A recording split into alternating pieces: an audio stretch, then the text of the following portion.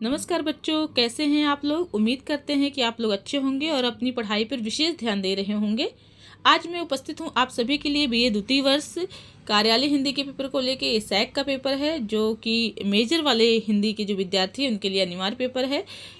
Sac के paper में एक कार्यालय हिंदी का पेपर है, दूसरा अनुवाद विज्ञान का पेपर है। आज यहाँ पे हम लोग कार्यालय हिंदी के पेपर के संपूर्ण पाठ्यक्रम का विश्लेषण करेंगे और जानेंगे कि जो पाठ्यक्रम में लगा हुआ है इसका क्या मतलब और कैसे पढ़ना है। सर्वप्रथम हम इस पेपर के शीर्षक पे आते हैं, कार्यालय हिंदी। कार्यालय से मतलब कार्यालय से है। कार्यालय में जो भाषा प्रयोग की जाती है उस भाषा को राजभाषा कहते हैं और उस राजभाषा हिंदी के बारे में इस संपूर्ण पेपर में आपको पढ़ना है। अर्थात राजभाषा हिंदी जो है, जो कार्यालय अर्थात ऑफिस में यूज की जाती है, प्रयोग की जाती है, उसका क्या इतिहास भूगोल है, उसी के बारे में आपको यहाँ पे पढ़ना है, जानना है। तो अब समय जाया ना करते हुए आगे बढ़ते हैं। कार्यालय हिंदी के पेपर को भी 4 इकाई में बांटा गया है। इकाई 1, इकाई 2, इकाई 3, इकाई 4।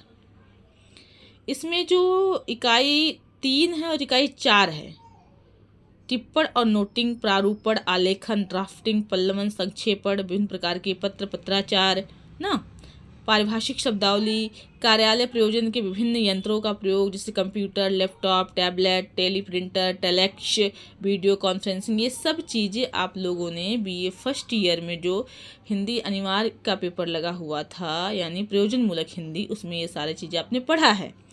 तो मैं इसमें बहुत ज़्यादा जोर नहीं दूंगी, आप लोग थोड़ा सा इंडिकेट करूंगी। आप लोग जो पहले पढ़े हैं उसी का विस्तार यहाँ पे है। आप लोगों को इस पेपर के अंतर्गत इकाई 1, इकाई 2 में विस्तार से समझाने की कोशिश करूंगी, जिससे कि आपको पढ़ने में सहायता मिले। आप पढ़ो तो चीज़ों को समझ पाओ कि क्या पढ़ना है, कैसे पढ़ना है और क्यों पढ़ना है और क्या छोड़ना है। सब कुछ पढ़ने की चीज़ नहीं होती है। जब हम कहीं से मैटर डाउनलोड करके पढ़ते हैं तो हमें पता होना चाहिए कि हमारे सिलेबस के अकॉर्डिंग क्या हमारे लिए ज़रूरी है। तो यहाँ हम देखते हैं इकाई 1। इकाई 1 के अंदर बहुत ही इम्पोर्टेंट इस पेपर की जान है इकाई 1 और इकाई 2, जो आपको विधिवत आना चाहिए। इकाई 1 में देखिए आप लोग, इकाई 1 में जो आपके सिलेबस में लगा हुआ है, एक मिनट बच्चों, इकाई 1 में हिंदी भाषा के विविध रूप, राष्ट्रभाषा, राजभाषा और जनभाषा। हिंदी भाषा जो है, जो हम पढ़ते हैं, उसके विविध रूप, हिंदी क्या है, वो भाषा कैसे बनी, व्याकरण कब आया, कैसे आया, ये बात हम लोगों ने फर्स्ट ईयर में पढ़ी है और जानी है। जब मैं आप लोगों को देवनागरी लिपि के बारे में पढ़ा रही थी तो हिंदी भाषा की उद्भव और विकास के बारे में भी थोड़ा सा समझाया था। तो वहाँ से वो आप लोग रिकॉल करना या फिर से जाके पढ़ना। यहाँ पे जो मुख्य इस पाठ्यक्रम के अनुसार वो है हिंदी भाषा के विविध रूप। उन विविध रूप में है राष्ट्रभाषा, राजभाषा और जनभाषा। इसके बारे में हम पढ़ेंगे। इन तीनों का क्या मतलब है, तीनों में क्या डिफरेंस होता है, क्या अंतर होता है, सर्वप्रथम ये जानते हैं। देखो आप लोग, सर्वप्रथम हम देखेंगे कि राष्ट्रभाषा किसे कहेंगे, ठीक है। उसके बाद हम देखेंगे राजभाषा किसे कहेंगे, क्योंकि ये पेपर कार्यालय हिंदी का है। तो कार्यालय हिंदी की जो भाषा है वो राजभाषा है, ऑफिशियल लैंग्वेज इसको बोलते हैं। राष्ट्रभाषा को नेशनल लैंग्वेज बोलते हैं, इसको ऑफिशियल लैंग्वेज बोलते हैं। तो ऑफिस में जो कामकाज की भाषा है उसका क्या महत्व है, क्या योगदान है, उसके बारे में पढ़ेंगे। सबसे पहले हम जानेंगे कि राष्ट्रभाषा किसे कहते हैं। राष्ट्रभाषा का मतलब वह भाषा जो पूरे देश में बोली और समझी जाती है। यह देश की सांस्कृतिक और राष्ट्रीय पहचान का प्रतीक होती है। राष्ट्रभाषा में देश के सभी राष्ट्रीय तत्वों की अभिव्यक्ति शामिल होती है। वह भाषा राष्ट्रभाषा कहलाती है, ठीक है। अब हम देखेंगे राष्ट्रभाषा से इतर राजभाषा का क्या महत्व है या इसकी परिभाषा क्या है। राजभाषा जब हम कह रहे हैं तो जो हमारा भारतीय संविधान है उसके 343 से लेके 351 तक, अर्थात 343, 344, 345, 346, 347, 348, 349, 350, 351 अनुच्छेद, इन अनुच्छेदों में हिंदी राजभाषा के संदर्भ में नियम बनाए गए हैं और बताया गया है कि राजभाषा हिंदी का प्रयोग और कैसे करना है। तो वो उसके अंतर्गत आएगा। राजभाषा का मतलब वह है, ध्यान से आप इसकी परिभाषा का ध्यान दो। राजभाषा का मतलब वह भाषा जिसका इस्तेमाल सरकारी कामकाज में होता है। राजभाषा का इस्तेमाल अदालतों और आधिकारिक दस्तावेज में भी होता है। भारत में हिंदी राजभाषा के रूप में विद्यमान है, ना कि राष्ट्रभाषा के रूप में। राष्ट्रभाषा की लड़ाई हिंदी आज भी लड़ रही है, इसलिए 14 सितंबर को हिंदी दिवस मनाया जाता है। हिंदी दिवस से मतलब है राजभाषा हिंदी दिवस, और इसी के बारे में बात संविधान में लिखी गई है। राजभाषा हिंदी दिवस मनाने का मेन उपलक्ष्य या मोटिव ये है कि हम अपनी राजभाषा को राष्ट्रभाषा का सफ़र तय करा सकें, अर्थात हम अपनी भाषा को राष्ट्र की भाषा बना पाएँ। अगला है जनभाषा। मुझे थोड़ा सा इंटरप्ट हुआ, आगे देखते हैं। आगे राष्ट्रभाषा राजभाषा हो गया, जनभाषा। जनभाषा से मतलब आम जन की भाषा से है। आम जन की भाषा को ही राष्ट्रभाषा कहते हैं। कुल मिला के राजभाषा एक संवैधानिक शब्द है, जबकि राष्ट्रभाषा स्वाभाविक रूप से सृजित शब्द है। इस प्रकार राजभाषा प्रशासन की भाषा है तथा राष्ट्रभाषा जनता की भाषा है।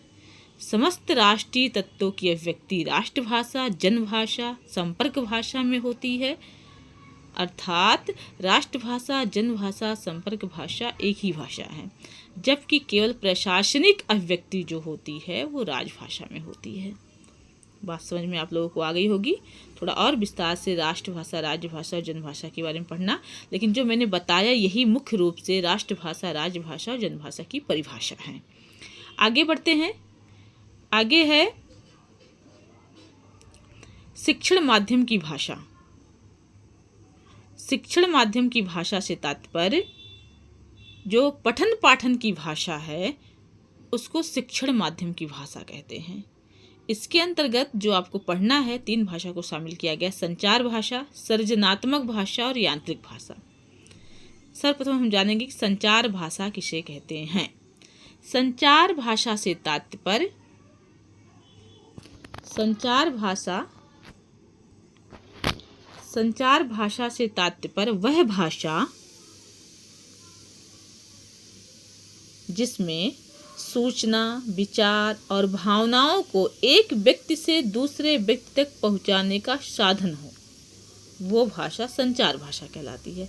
अब इसमें जो संचार की जो 4 भाषाएं हैं उसमें लिखित भाषा हो सकती है। लिखित माध्यम से भी हम एक दूसरे से अपनी बात कह सकते हैं।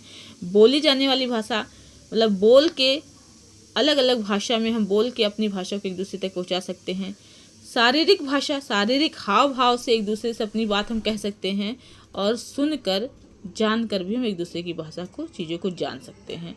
अर्थात जो हमारे संचार माध्यम की भाषा है, अर्थात जो हमारी जन भाषा, राष्ट्रीय भाषा, संपर्क भाषा भी कह सकते हैं, वह भाषा संचार माध्यम, जो हम अपनी भाषा को, अपनी भाषा के माध्यम से एक भाषा को, अपने हाव भाव विचार को दूसरे तक पहुँचाते हैं, उसका जो माध्यम बनता है, चाहे वो भाषा हो चाहे टेक्नोलॉजी माध्यम हो, वो संचार भाषा की श्रेणी में आता है।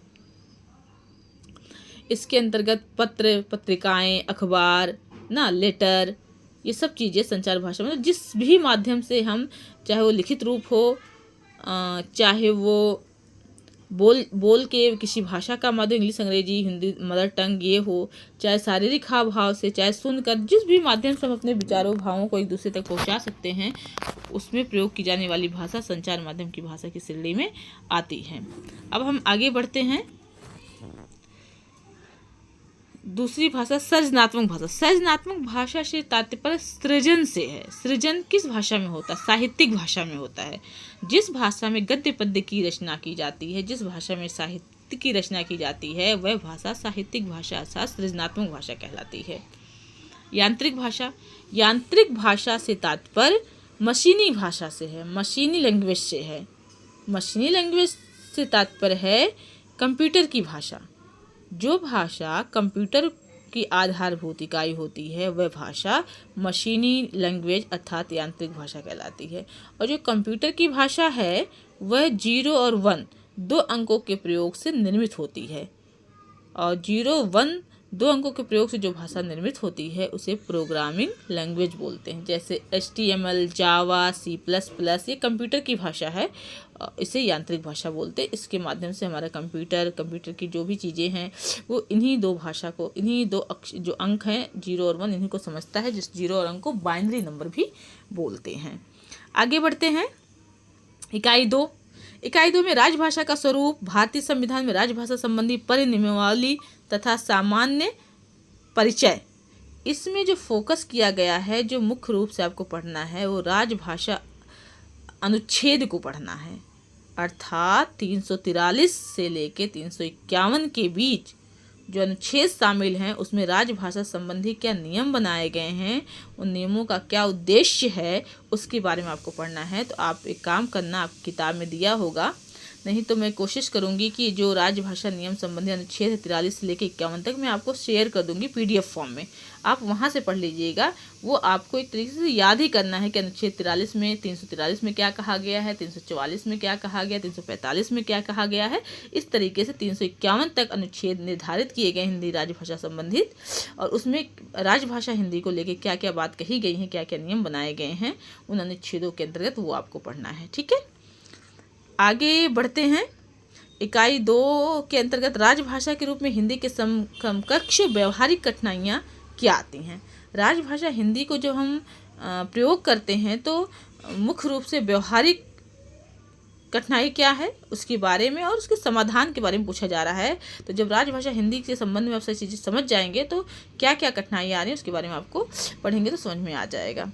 ठीक है, नहीं तो फिर इस पर अलग से वीडियो बनाना पड़ेगा, क्योंकि पाठ्यक्रम विश्लेषण में इसके बारे में विस्तार से बताने में फिर वही होगा कि ये वीडियो लंबी हो जाएगी। तो कोई नहीं, मैं कोशिश करूँगी कि अलग से आपको इन विषयों के बारे में पढ़ाऊँगी।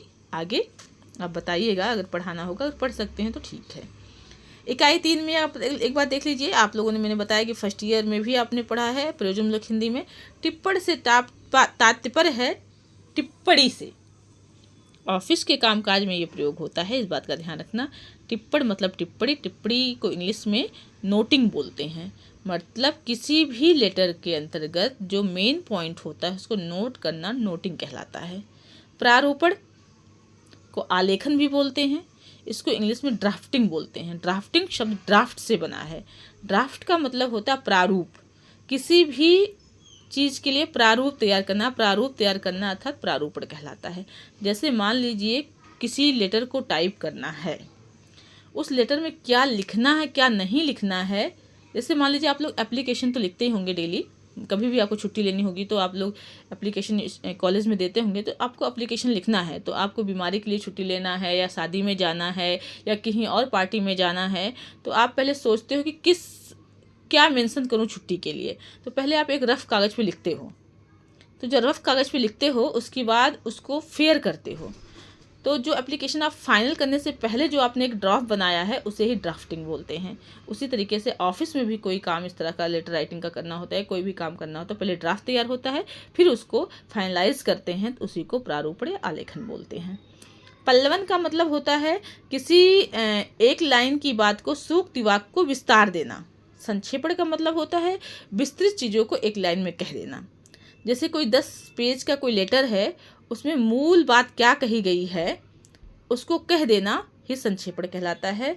और किसी एक मूल बात को विस्तार से एक्सप्लेन करना पल्लवन कहलाता है। मतलब पल्लवन का मतलब विस्तार देना, ब्रॉड करना, और संक्षेपण का मतलब होता है शॉर्ट करना, संक्षिप्त करना।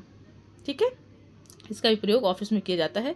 इसके प्रकार होते हैं, तो आप इसकी परिभाषा होगी, इन सब चीज़ों के बारे में आप थोड़ा सा विस्तार से पढ़ लेना है। एग्जाम में आप लोगों को लिखने के लिए टिप्पणी भी आ सकती है, मतलब छोटा छोटा 1-2 पैरा का लिखने के लिए भी आ सकता है, और एक पर्सनल क्वेश्चन भी बन सकता है कि टिप्पण से आप क्या समझते हो, उसकी परिभाषा बताइए, इसके प्रकार बताइए। तो इस तरीके से भी प्रश्न बन सकता है, तो उस नज़रिए से आप किताब में दिया होगा, आप पढ़ लेना। ठीक है, अगला इकाई इसी में है विभिन्न प्रकार के पत्र के बारे में आपने पढ़ा है। BA फर्स्ट ईयर में एक चैप्टर ही था पत्राचार पे। 2 तरह के पत्र होते हैं, औपचारिक, अनौपचारिक। और अनौपचारिक में प्रशासनिक शब्द पत्रावली क्या है उसके बारे में बताया गया है, तो आप यहाँ से वहीं से पढ़ लेना या तो यहीं से पढ़ लेना, इसके बारे में आपको पता होगा। आगे इकाई 4 में पारिभाषिक शब्दावली है। पारिभाषिक शब्दावली वे शब्द होते हैं जो राजभाषा हिंदी में प्रयोग किए जाते हैं। राजभाषा हिंदी में कौन सा शब्द किस किस रूप में प्रयोग किया जाएगा, उसके लिए पारिभाषिक शब्दकोश बनाया गया है। उसी शब्दकोश में जो शब्द निर्धारित किए गए हैं वही बोला जाए। जैसे रिपोर्ट, इंग्लिश का शब्द रिपोर्ट। रिपोर्ट का मतलब होता है कि कहीं की पूरे दिन की जानकारी इकट्ठा करना, उसके बारे में जो लिखना, रिपोर्ट कहलाता है। रिपोर्ट के लिए जो पारिभाषिक शब्दावली में हिंदी का शब्द दिया गया है राजभाषा हिंदी के रूप में, उसको बोलते हैं प्रतिवेदन। ठीक है। उसी प्रकार से और भी शब्द है जो पारिभाषिक शब्द में तय किए गए हैं, उसी शब्द को उसी रूप में अगर बोला जाएगा तभी वो सही होगा, नहीं तो गलत हो जाएगा। तो पारिभाषिक शब्दावली क्या है, इसके कौन कौन से शब्द हैं, कितने प्रकार की होती है, इन सब के बारे में पढ़ लेना। और हो सकता है आपके एग्जाम में शब्द आए, इंग्लिश के शब्द आए, उसका हिंदी एग्जैक्ट क्या होता है उसके बारे में पारिभाषिक शब्दावली पूछे तो आपको पता होना चाहिए। जैसे कंप्यूटर है, कंप्यूटर को संगणक बोलते हैं, रिपोर्ट को प्रतिवेदन बोलते हैं ना। टिप्पण, जैसे नोटिंग है, नोटिंग को टिप्पण बोलते हैं, नोटिंग को और कुछ नहीं बोल सकते हैं। ड्राफ्टिंग को आलेखन बोलेंगे या तो आलेखन बोलेंगे या तो प्रारूपण बोलेंगे। उसी तरीके के शब्द होते हैं पारिभाषिक शब्दावली, तो आप पढ़ लेना। अगला है इकाई 4 में कार्यालय प्रयोजनों। प्रयोजन मतलब होता है उद्देश्य। कार्यालय में जिन उद्देश्य से यांत्रिक उपकरणों का प्रयोग किया जाता है, जैसे कंप्यूटर हुआ, लैपटॉप हुआ, टैबलेट हुआ, टेलीप्रिंटर हुआ, इसके बारे में आप क्या जानते हैं बताइए। तो ये निबंध टाइप के भी क्वेश्चन आ सकते हैं कि कंप्यूटर क्या है इसके बारे में विस्तार से बताइए, लैपटॉप, टैबलेट, टेलीप्रिंटर ना, इनका कैसे प्रयोग किया जाता है कार्यालय में, हिंदी से इसका क्या संबंध है। इन तमाम तरह के प्रश्नों से जुड़ा हुआ निबंधनात्मक प्रश्न आएगा, तो आप उसके बारे में पढ़ लीजिए। आप लोगों ने भी ये फर्स्ट ईयर में भी ये पेपर इन सब चीज़ों के बारे में पढ़ा है। तो आज बस इतना ही। ये हुआ संपूर्ण पाठ्यक्रम का विश्लेषण। कुछ टफ नहीं है। इकाई 1, इकाई 2 ही मेन इस पेपर की जान है। इकाई 3, इकाई 4 आपने पहले भी पढ़ा है, उसी का एक थोड़ा सा विस्तार रूप है। तो उम्मीद करते हैं कि आपको पेपर समझ में आया होगा। मिलते हैं अगले वीडियो में। अभी तक के लिए आप सभी का बहुत बहुत धन्यवाद। अगला पेपर लेके उपस्थित होंगी मैं, अनुवाद विज्ञान।